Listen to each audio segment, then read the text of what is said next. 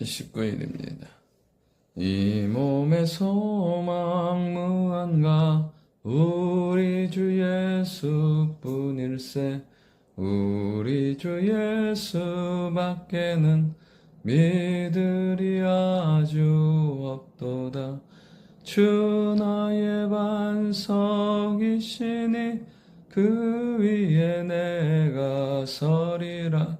그 위에 내가 서리라. 아멘. 하나님 말씀 잠언 27장 1절부터 13절입니다. 우리가 하나님의 말씀을 통해서 들어야 할 말씀을 분명히 듣는다면 인생은 궤도수정, 변화뿐 아니라 하나님을 향해 갈 수 있는 놀라운 길을, 그리고 놀라운 삶의 방향의 전환이 이루어진다는 것입니다. 오늘 말씀을 통해서 오늘도 우리 안에 하나님을 향하는 소중한 마음이 있기를 원합니다. 첫 번째로 무엇이냐면 높아진 마음을 경계해야 한다는 것입니다. 사람이 가장 경계해야 될 것은 무엇이냐면 마음이 높아지는 거예요. 마음이 높아짐으로 말미암아 나타나는 것들이 있어요. 그것은 무엇이냐면 자랑이에요.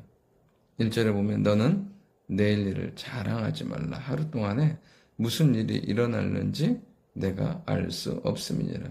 여러분 그렇습니다. 우리는 어떠한 것도 알 수 없어요. 내일 일도 모르고, 그리고 우리의 삶에 그 어떠한 계획도 우리의 뜻대로 이루어지지 않는다는 것입니다. 놀라운 건 뭐냐면 자랑하면 다 빼앗겨요. 히스기야가 바벨론에게 자랑했으니까 그의 모든 것들, 보물고 궁궐 안에 있는 것, 내탐고 성전 안에 있는 것도 다 자랑하니까 그 모든 것을 바벨론에게 빼앗기게 되는 것을 보게 됩니다. 여러분 겸손이라는 것은 태도가 아니에요. 겸손은 뭐냐면 하나님이 하셨다고 고백하는 거고 하나님을 인정하는 거예요. 오늘도 자랑함이 아닌 겸손함으로 하나님의 은혜 가운데 살아갈 수 있기를 원합니다. 그 다음에 뭐냐면 칭찬이에요. 2절에 보면 타인이 너를 칭찬하게 하고 내 입으로는 하지 말라고요. 여러분 칭찬이란 건 무엇입니까? 인정받기 원하는 마음이에요. 인정받기 원하는 마음. 성경은 뭐냐면 자기 입으로 하지 말고 남이 하게 하라고 말씀하세요. 그러나 더 중요한 것은 무엇이냐면 여러분 인정받고 하는 마음, 인정받고 싶어하는 마음은 자꾸만 칭찬에 연연하게 되고 스스로의 입에서 그것들을 고백하게 된다는 거예요. 저번에도 그 얘기했잖아요. 칭찬은 격려인 거예요.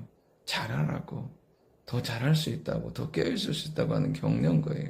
우리 인생이 칭찬에 연연하는 것이 아니라 하나님의 말씀을 듣기에 집중한다면 그 하나님의 말씀이 우리를 인정하는 차원이 넘어서 하나님의 사람으로 세우게 된다는 사실이에요.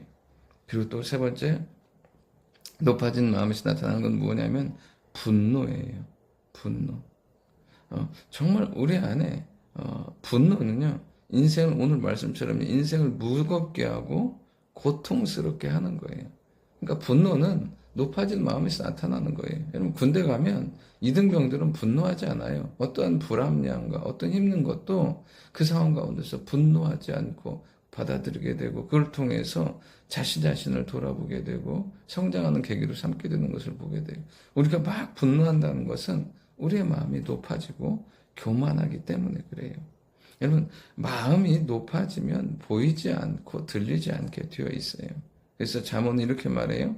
교만은 패망의 선봉이요 거만한 마음은 넘어짐의 앞잡이라고.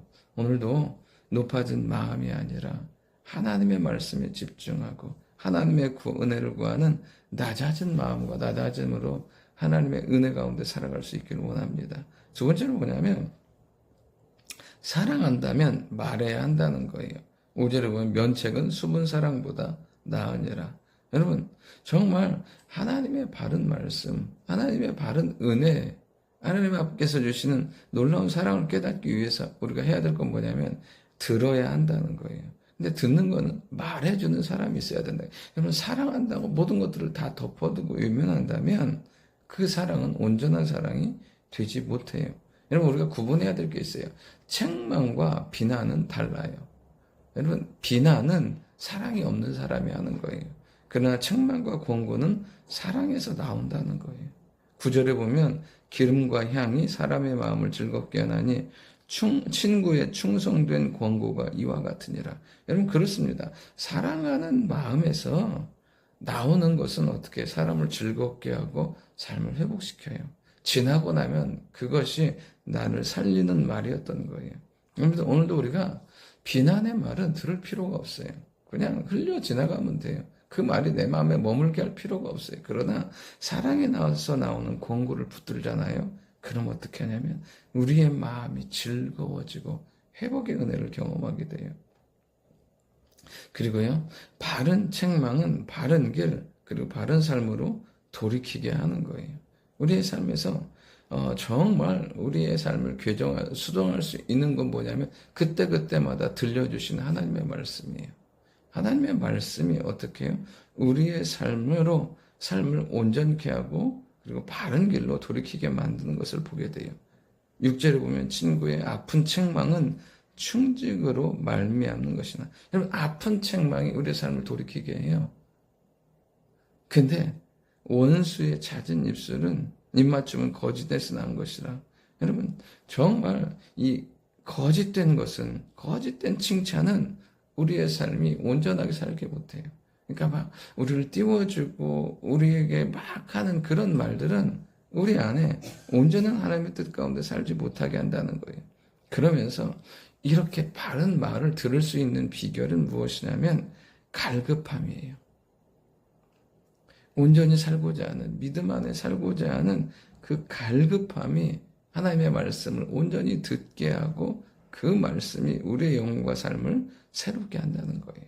7절에 보면 배부른 자는 꿀이라도 싫어하고 줄인 자에게는 쓴 것이라도 다니라. 여러분, 그렇습니다. 우리 귀에, 우리의 심장에, 우리의 영혼에 말씀이 들리지 않는 이유는 배고픔이 없기 때문에 그래요. 하나님을 향한 배고픔과 온전한 삶과 믿음을 향한 갈급함은 하나님의 말씀이 온전히 들려지게 하고 사랑하는 사람들이 해주는 그 권면이 우리 심장에 박히게 되는 것을 보게 돼요. 오늘도 우리가 높아진 마음을 경계하고 사랑함으로 주시는 그 말씀과 말들을 분별함으로 말미암아 지혜롭게 승리하는 하루가 될 수 있기를 원합니다. 좋으신 아버지 하나님, 항상 은혜를 구하는 낮은 마음으로 하나님의 사랑 가운데, 은혜 가운데 살아가는 저희들 되게 하시고, 말씀하시는 주의 음성을 듣게 하시고, 사랑함으로 들려오는 그 말들로 말미암아 우리의 삶이 온전히 풍성해지고 바른 삶으로 나아갈 수 있는 은혜가 넘치게 도와주옵소서. 감사드리며 살아계신 예수님의 이름으로 기도드립니다. 아멘.